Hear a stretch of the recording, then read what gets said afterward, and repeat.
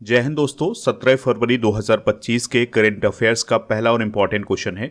9वें एशियाई शीतकालीन खेल 2025 यानी 9th एशियन विंटर गेम्स 2025 की मेडल टैली में पहले स्थान पर कौन सा देश है? आंसर हो जाएगा चाइना। चलिए इस क्वेश्चन को डिटेल से डिस्कस करते हैं। तो जो 9वें एशियाई शीतकालीन खेल हैं वो 2025 में आयोजित किए गए हैं और ये चाइना में आयोजित किए गए हैं। तो चलिए इनके बारे में बेसिक जानकारी डिस्कस करते हैं। तो ये खेल बर्फ और स्नो पर खेले गए हैं। इनका आयोजन एशिया ओलंपिक परिषद यानी OCA के द्वारा किया गया है। यह खेल हर 4 साल में आयोजित किए जाते हैं। 2025 में इन खेलों की मेज़बानी चाइना के हार्बिन शहर ने की है और हार्बिन शहर ने इन खेलों की मेज़बानी दूसरी बार की है। इस बात को आप जरूर याद रखिएगा। इस बार 34 देशों के 1275 एथलीट शामिल हुए थे। और दोस्तों 9th एशियन विंटर गेम्स 2025 का जो आयोजन है यह 7 से 14 फरवरी 2025 तक किया गया है। 2025 का स्लोगन क्या था? Dream of winter, love among Asia. Muscat क्या था? शुभंकर क्या था? तो विन विन और निनी ये दोनों इसके शुभंकर थे। यहाँ पर आप उनको देख भी सकते हैं। तो दोनों चीन के उत्तर पूर्वी क्षेत्र में पाए जाने वाले बाघ हैं। दोस्तों भारत ने 2025 के एशियन विंटर गेम्स के लिए 88 सदस्यीय दल भेजा था, जिसमें 59 एथलीट थे और 29 ऑफिसर शामिल थे। अब हम देखते हैं मेडल टैली को, यानी एशियन विंटर गेम्स 2025 की मेडल टैली को देख लेते हैं। तो इसमें पहले स्थान पर रहा है चाइना। चाइना ने 32 गोल्ड जीते हैं, 27 सिल्वर मेडल जीते हैं और 26 ब्रॉन्ज मेडल जीते हैं। इस प्रकार से चाइना ने 85 मेडल जीते हैं। दूसरे स्थान पर रिपब्लिक ऑफ कोरिया रहा है। इसने 16 गोल्ड, 15 सिल्वर और 14 ब्रॉन्ज मेडल जीते हैं। इस प्रकार से 45 मेडल जीते हैं। तीसरे स्थान पर जापान रहा है। जापान ने 10 गोल्ड, 12 सिल्वर, 15 ब्रॉन्ज, इस प्रकार से टोटल 37 मेडल रहे हैं जापान के। चौथे स्थान पर कजाकिस्तान रहा है। फिलीपींस 5वें स्थान पर, उज्बेकिस्तान 6वें स्थान पर, democratic people's republic of Korea 7वें स्थान पर रहा है। 8वें स्थान पर चाइनीज ताइपे रहा है। 9वें स्थान पर थाईलैंड रहा है। तो ये मेडल टैली आप नोट जरूर करें। तो जो टॉप 3 हैं इनको आप नोट कर लें, क्योंकि ये क्वेश्चन आपके एग्जाम में पूछा जा सकता है कि एशियन विंटर गेम्स 2025 की मेडल टैली में पहले स्थान पर कौन रहा है, दूसरे पर कौन रहा है, तीसरे पर कौन रहा है। तो इनको आप नोट कर सकते हैं। दोस्तों अब हम देखते हैं कि एशियन विंटर गेम्स कब कब कहाँ कहाँ आयोजित किए गए हैं। तो अब तक इसके 9 संस्करण हो चुके हैं। तो जो पहला संस्करण है ये 1986 में हुआ था साप्पोरो जापान में, ठीक है। और इसका विजेता कौन रहा है, यानी टॉप पर कौन रहा है? जापान ही रहा है। 1990 में भी जापान में ही हुए थे। 1994 में चाइना के हार्बिन शहर में हुए थे, वहीं पर हुए थे दोस्तों जहां पर इस साल हुए हैं। 1999 में गैंगवॉन साउथ कोरिया में हुए थे। 2003 में एओमॉन जापान में, 2007 में चांगचुन चाइना में और 2011 में अलमाटी और अस्ताना में हुए थे जो कि कजाकिस्तान में है। 2017 में सप्पोरो और ओबी हिरो में हुआ था, यानी जापान में। और 2025 में हार्बिन चाइना में हुए हैं। 2029 का जरूर याद रखिएगा कि 2029 में एशियन विंटर गेम का आयोजन ट्रोजैना सऊदी अरब में किया जाएगा। तो ये काफ़ी इंपॉर्टेंट है, इसे आप नोट कर लें। आप इस पूरे लेक्चर को बहुत ही ध्यान से लास्ट तक देखिएगा। लास्ट में आपसे क्वेश्चन पूछा जाएगा जिसका आंसर कमेंट बॉक्स में देना है। अगर आप चैनल पर पहली बार आए हैं तो चैनल को सब्सक्राइब कर लें, बेल आइकन भी दबा लें, जिससे आपको समय पर सबसे पहले नोटिफिकेशन मिल सकेगा। जो लोग हमसे नए जुड़ रहे हैं उनके लिए बता दें कि आप स्टडी करके ऐप को इंस्टॉल कर लें। इसका लिंक डिस्क्रिप्शन बॉक्स में दिया गया है। तो यहाँ पर मिलेगा आपको paid course, e book, test series, daily current affairs की PDF, क्लास नोट और कोर्स एंड PDF। तो जो कोर्स एंड PDF वाला ऑप्शन है इसमें आपको 1000 टॉपिक बाय स्टैटिक जीके की PDF मिल जाएगी। इसके अलावा स्टडी कर पर जितने भी वीडियो अपलोड किए जाएंगे अगले 1 साल तक, तो उसकी PDF भी आपको यहाँ पर मिल जाएगी। ऐप पर ई बुक वाले सेक्शन पर आपको मंथली करेंट अफेयर्स की ई बुक मिल जाएगी, हिंदी इंग्लिश दोनों मीडियम में। तो इस ई बुक को भी आप प्राप्त कर सकते हैं। ये आपके एग्जाम के लिए बहुत ही इनफ है, बहुत डिटेल से इसमें डिस्कस किया गया है। नेक्स्ट क्वेश्चन है, आदि महोत्सव 2025 की शुरुआत कहाँ हुई है? आंसर हो जाएगा इसका नई दिल्ली में। तो दोस्तों नई दिल्ली में आदि महोत्सव 2025 की शुरुआत हुई है। इसका उद्घाटन किया है हमारे देश की राष्ट्रपति द्रौपदी मुर्मू जी ने। इसका उद्घाटन कब हुआ है? 16 फरवरी 2025 को। दोस्तों जानते हैं कि ये आदि महोत्सव क्या है। तो आदि महोत्सव आदिवासी संस्कृति और उद्यमियों का उत्सव है। यानी इस महोत्सव में जो आदिवासी संस्कृति है उसकी पहचान कराई जाएगी, उसका प्रदर्शन किया जाएगा। इसके अलावा जो आदिवासी उद्यमी हैं उनका भी ये उत्सव माना जाता है।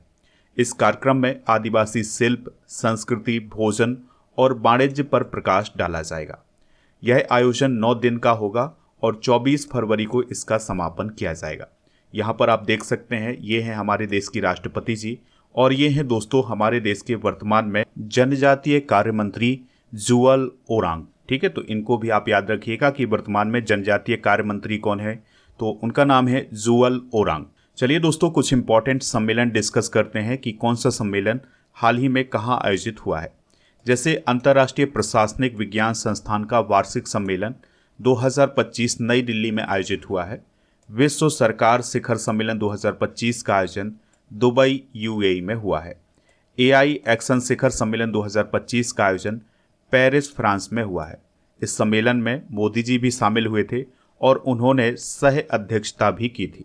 और इसका जो अगला आयोजन है ये इंडिया में किया जाएगा, इस बात को भी आप याद रखिएगा। यूनानी दिवस पर एक अंतर्राष्ट्रीय सम्मेलन 2025 नई दिल्ली में आयोजित किया गया था। पहला बिम्स्टेक युवा शिखर सम्मेलन 2025 गांधीनगर गुजरात में आयोजित किया गया है। 85वां अखिल भारतीय पीठासीन अधिकारी सम्मेलन 2025 पटना बिहार में आयोजित हुआ है। तीसरा राष्ट्रीय खनन मंत्रियों का सम्मेलन 2025 कोणार्क ओडिशा में हुआ है। मुख्य सचिवों का चौथा राष्ट्रीय सम्मेलन नई दिल्ली में आयोजित हुआ है। तो ये सभी सम्मेलन आप नोट कर लें। अगला क्वेश्चन है, आयुष्मान भारत वय वंदन योजना किस राज्य या केंद्र शासित प्रदेश में शुरू की गई है? तो यह योजना पुदुचेरी में शुरू की गई है। तो पुदुचेरी के एलजी यानी उपराज्यपाल के कैलाशनाथन और मुख्यमंत्री एन रंगास्वामी ने वरिष्ठ नागरिकों के लिए आयुष्मान भारत वय वंदन योजना का उद्घाटन किया है। इस योजना के माध्यम से 70 वर्ष और उससे अधिक आयु के वरिष्ठ नागरिकों के लिए प्रति वर्ष 5 लाख रुपए तक का निःशुल्क स्वास्थ्य बीमा कवरेज प्रदान किया जाता है। दोस्तों, बात हुई है यहाँ पर पुदुचेरी की, तो पुदुचेरी की राजधानी पुदुचेरी ही है। क्षेत्रफल है इसका 492 वर्ग किलोमीटर का। मुख्यमंत्री हैं एन रंगास्वामी और उच्च न्यायालय का अधिकार क्षेत्र है मद्रास हाई कोर्ट। यहाँ पर विधानसभा सदस्यों की संख्या है 33 और लोकसभा और राज्यसभा के एक एक मेंबर हैं। दोस्तों, यहाँ पर आप देख सकते हैं ये वाला जो क्षेत्र है यानी कि यनम वाला जो क्षेत्र है ये भी पुदुचेरी के अंतर्गत है। पुदुचेरी और कराईकल और माहे ये सभी पुदुचेरी के अंतर्गत ही आते हैं। कुछ प्रमुख योजनाएं डिस्कस करते हैं। तो वृंदावन ग्राम योजना मध्य प्रदेश में शुरू की गई है। मध्य प्रदेश में अभी पार्थ योजना भी शुरू की गई है। मुख्यमंत्री सुख शिक्षा योजना हिमाचल प्रदेश में शुरू की गई है। एकीकृत पेंशन योजना केंद्र सरकार के द्वारा। विज्ञान धारा योजना विज्ञान और प्रौद्योगिकी विभाग के द्वारा शुरू की गई है। सुभद्रा योजना ओडिशा गवर्नमेंट के द्वारा शुरू की गई है। नलगंगा वैनगंगा नदी जोड़ो परियोजना महाराष्ट्र में शुरू की गई है। महतारी बंधन योजना छत्तीसगढ़ में। मुख्यमंत्री महिला सम्मान योजना दिल्ली में। इसके अलावा इंदिरा गांधी प्यारी बहन सुख सम्मान निधि योजना हिमाचल प्रदेश में। इंदिराम्मा आवास योजना तेलंगाना में। उत्तर पूर्व परिवर्तनकारी औद्योगिकीकरण योजना केंद्र सरकार के द्वारा शुरू की गई है। और मुख्यमंत्री बहन बेटी स्वावलंबन योजना झारखंड में शुरू की गई है। अगला क्वेश्चन है, सरकार ने किसके लिए बायोलंपी वैक्सीन को मंजूरी दी है? आंसर हो जाएगा कैटल यानी मवेशी। तो सरकार ने मवेशियों में गांठदार त्वचा रोग के लिए बायोलंपी वैक्सीन को मंजूरी दी है। बायोलंपी वैक्सीन को बायोवेट भारत बायोटेक समूह के द्वारा विकसित किया गया है। यह वैक्सीन मवेशियों और भैंसों में लंपी स्किन डिजीज के लिए तैयार की गई है। दोस्तों, लंपी स्किन डिजीज एक संक्रामक वायरल बीमारी है जो कि पशुओं में होती है। इसका जो सबसे ज़्यादा प्रकोप है वो गायों में देखा गया है, जिसमें जो गाय हैं या बैल हैं उनकी स्किन में बड़ी बड़ी गांठ पड़ जाती हैं और उनमें फीवर भी आता है। इसके कारण मौत भी हो जाती है मवेशियों की। तो इसी के लिए ये वैक्सीन तैयार की गई है। चलिए कुछ इंपॉर्टेंट करेंट अफेयर्स डिस्कस करते हैं। एम पॉक्स की वैक्सीन का नाम क्या है जिससे हाल ही में लॉन्च किया गया था? MVA-BN। भारत की पहली स्वदेशी रूप से विकसित हेपेटाइटिस ए वैक्सीन का क्या नाम है? हैबिश्योर। दुनिया की पहली चिकनगुनिया वैक्सीन का नाम है इक्सीचक। निपाह वायरस की वैक्सीन का नाम है CHADO/1 निपाह बी। मलेरिया की वैक्सीन का नाम है R21 मैट्रिक्स M। तपेदिक यानी टीबी की वैक्सीन का नाम है MTV वैक। और डेंगू की वैक्सीन का नाम है डेंगी आल। हैजा की वैक्सीन का नाम है हिलकोल।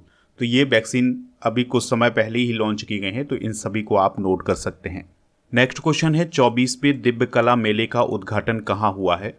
तो इसका उद्घाटन हुआ है गुलशन ग्राउंड जम्मू में।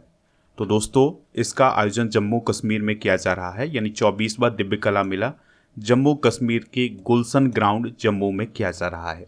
इसका उद्घाटन किसने किया है? जम्मू कश्मीर के LG मनोज सिन्हा जी ने और केंद्रीय सामाजिक न्याय एवं अधिकारिता मंत्री डॉक्टर वीरेंद्र कुमार जी ने। यह मेला 14 से 24 फरवरी 2025 तक आयोजित किया जाएगा। इसका आयोजन सामाजिक न्याय और अधिकारिता मंत्रालय कर रहा है। इस मेले में देश भर के जो दिव्यांग उद्यमी हैं और जो कारीगर हैं वो अपने प्रोडक्ट और अपने कौशल का प्रदर्शन करेंगे। 23वां दिव्य कला मेला कहाँ आयोजित हुआ था? तो इसका आयोजन वडोदरा गुजरात में हुआ था। दिव्य कला मेले की शुरुआत 2022 में की गई थी और अब तक 24 दिव्य कला मेले आयोजित किए जा चुके हैं। बात हुई है यहाँ पर जम्मू कश्मीर की, तो जम्मू कश्मीर केंद्र शासित प्रदेश बना था 31 अक्टूबर 2019 को। राजधानी इसकी श्रीनगर और जम्मू है। उपराज्यपाल हैं मनोज सिन्हा, मुख्यमंत्री हैं उमर अब्दुल्ला। अभी हाल ही में अब्दुल रहीम राथर जम्मू कश्मीर विधानसभा के अध्यक्ष बने हैं। तासीर अबस्तान जम्मू और कश्मीर और लद्दाख उच्च न्यायालय के मुख्य न्यायाधीश बने हैं। इसके अलावा जम्मू कश्मीर के वसोहली पश्मीना को अभी हाल ही में GI टैग प्रदान किया गया है। दुनिया का सबसे ऊंचा रेल ब्रिज जिसका नाम है चिनाब ब्रिज, ये जम्मू कश्मीर में ही बना है। इसकी ऊंचाई है 359 मीटर की। उत्तर भारत के पहले सरकारी होम्योपैथिक कॉलेज की स्थापना कठुआ में की गई है।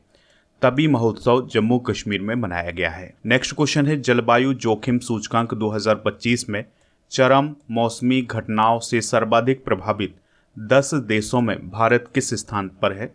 तो भारत 6वें स्थान पर है। हाल ही में पर्यावरण थिंक टैंक जर्मन वॉच के द्वारा जलवायु जोखिम सूचकांक 2025 को जारी किया गया है। इस सूचकांक में मौसमी घटनाओं से देश पर पड़ने वाले प्रभाव के आधार पर रैंक जारी की गई है। यानी इस रैंकिंग में ये बताया गया है कि किस देश पर सबसे ज़्यादा मौसमी घटनाओं का प्रभाव पड़ता है। 2025 के सूचकांक में 171 देशों को शामिल किया गया था। दोस्तों 1993 से लेकर 2022 की अवधि में सर्वाधिक प्रभावित देशों की अगर हम बात करें तो उसमें पहले स्थान पर है डोमिनिका, दूसरे स्थान पर है चाइना, तीसरे स्थान पर है होंडुरास, चौथे स्थान पर है म्यांमार, पांचवें स्थान पर है इटली और छठे स्थान पर कौन है? भारत। ठीक है, तो ये रैंक आप नोट कर लें।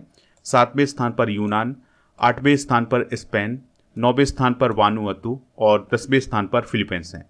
तो ये हैं 1993 से 2022 की अवधि में सर्वाधिक प्रभावित देश। 2022 में सर्वाधिक प्रभावित देश कौन कौन रहे हैं मौसमी घटनाओं के कारण? पाकिस्तान, बेलीज और इटली। चलिए कुछ इंपॉर्टेंट सूचकांक डिस्कस करते हैं। तो राज्यों में पंचायतों को हस्तांतरण की स्थिति रैंकिंग 2025 को अभी हाल ही में केंद्रीय पंचायती राज मंत्रालय के द्वारा लॉन्च किया गया है। इसमें कर्नाटक पहले स्थान पर रहा है। भ्रष्टाचार धारणा सूचकांक 2024 को अभी हाल ही में ट्रांसपेरेंसी इंटरनेशनल के द्वारा जारी किया गया था, जो कि जर्मनी की एक संस्था है। इसमें 180 देश शामिल थे। डेनमार्क पहले और भारत 96वें स्थान पर रहा है। प्रथम वित्तीय स्वास्थ्य सूचकांक अभी हाल ही में जारी हुआ है नीति आयोग के द्वारा। 18 राज्य इसमें शामिल किए गए थे। ओडिशा पहले स्थान पर रहा है, लास्ट में पंजाब रहा है। वैश्विक प्रकृति संरक्षण सूचकांक 2024 को अभी हाल ही में जारी किया गया था। 180 देश इसमें शामिल थे। लग्जमबर्ग पहले स्थान पर रहा है, भारत 176वें स्थान पर रहा है। वैश्विक नवाचार सूचकांक 2024 को फ्रेजर इंस्टीट्यूट के द्वारा जारी किया गया था।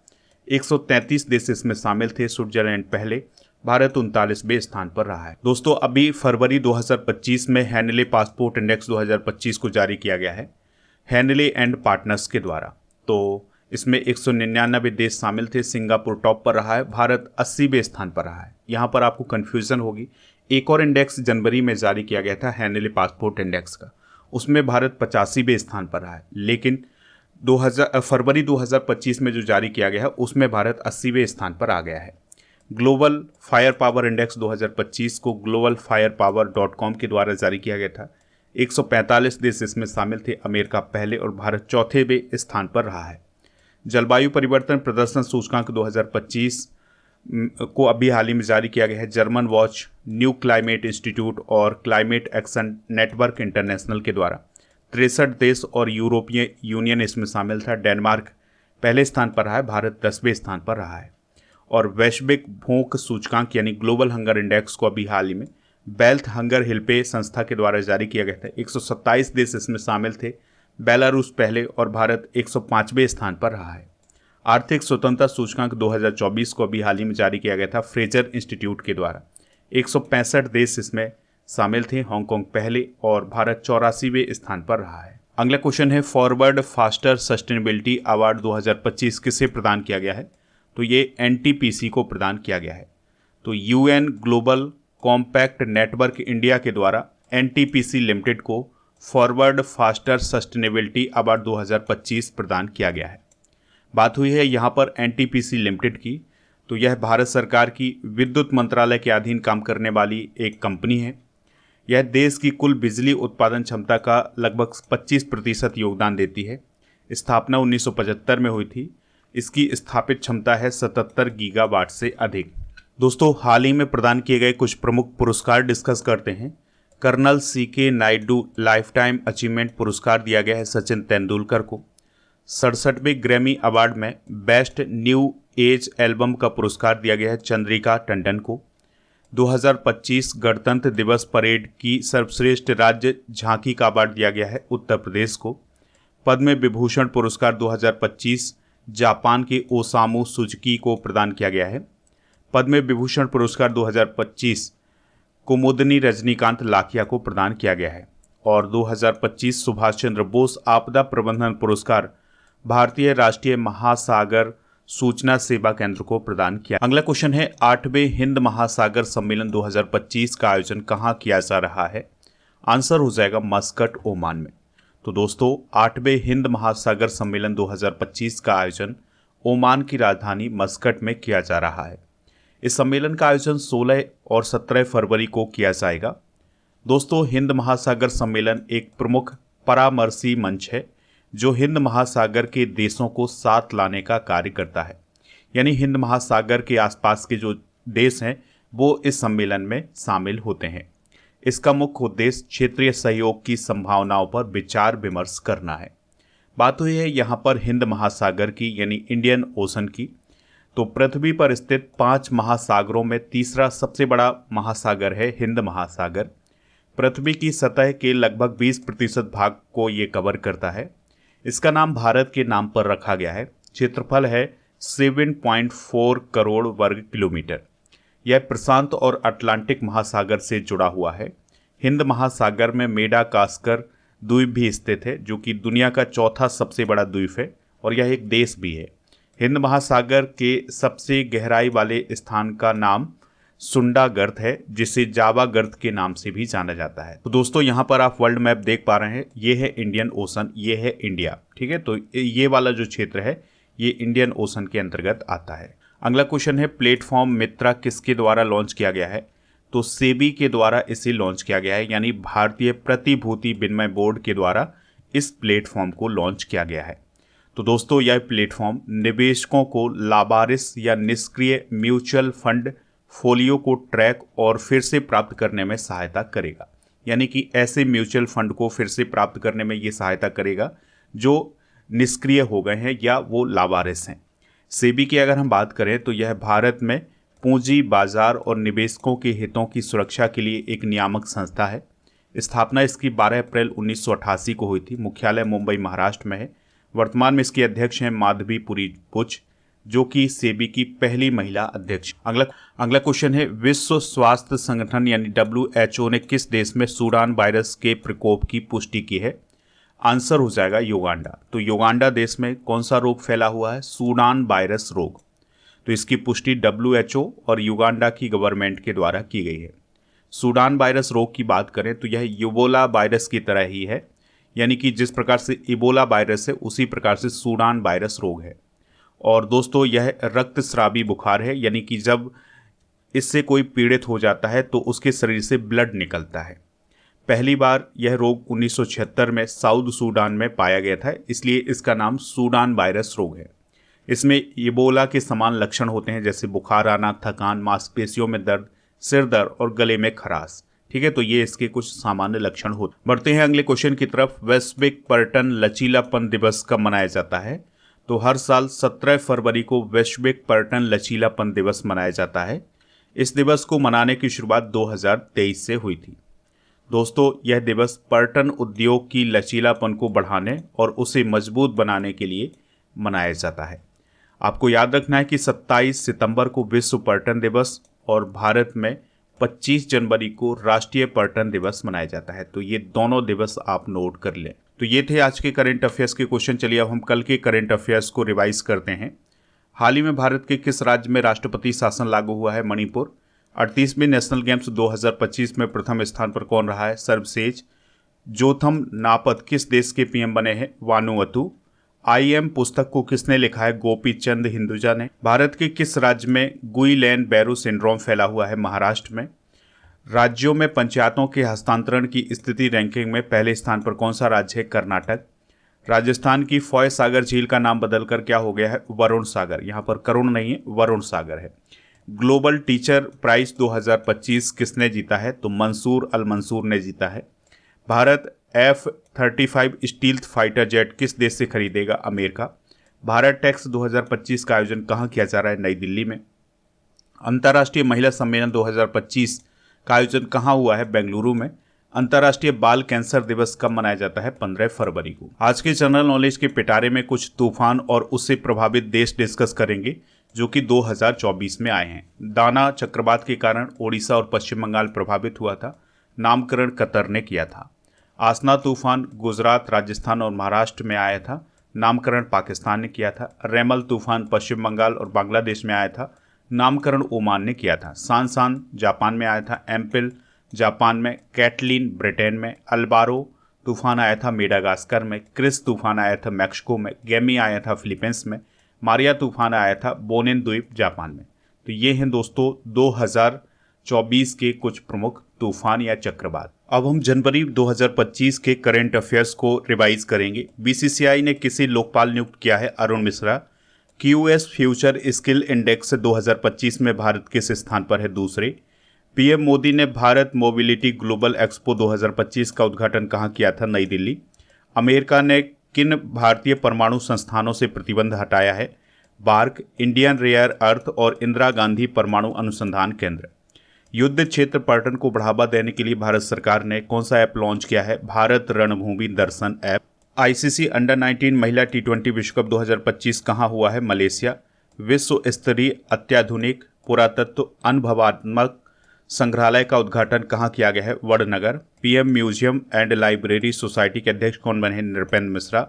सबसे अधिक ग्रैंड स्लैम मैच खेलने वाले टेनिस खिलाड़ी कौन बने हैं? नोवाक जोकोविच। किस स्पेस कंपनी ने न्यू ग्लेन रॉकेट को सफलतापूर्वक लॉन्च किया है? Blue origin. आज का क्वेश्चन है 9वें एशियाई शीतकालीन खेल 2025 का आयोजन किस देश में हुआ है? इसके अलावा 1800 MCQs के करंट अफेयर्स की ई-बुक मिल जाएगी। तो ई-बुक वाले सेक्शन पर जाएंगे तो आपको ये ई-बुक मिल जाएगी और जीके की ई-बुक मिल जाएगी जो आपकी स्क्रीन पर दिखाई दे रही है। ये सभी ई-बुक आपके ऐप पर उपलब्ध हैं। इसके अलावा ऐप पर बहुत सारे कोर्स लॉन्च किए गए हैं, तो ये कोर्स भी आप प्राप्त कर सकते हैं। तो जो स्क्रीन पर आपको कोर्स दिखाई दे रहे हैं, ये सारे कोर्स आपको ऐप पर मिल जाएंगे। तो आप ऐप को इंस्टॉल कर लें, इसका लिंक डिस्क्रिप्शन बॉक्स में दिया गया है।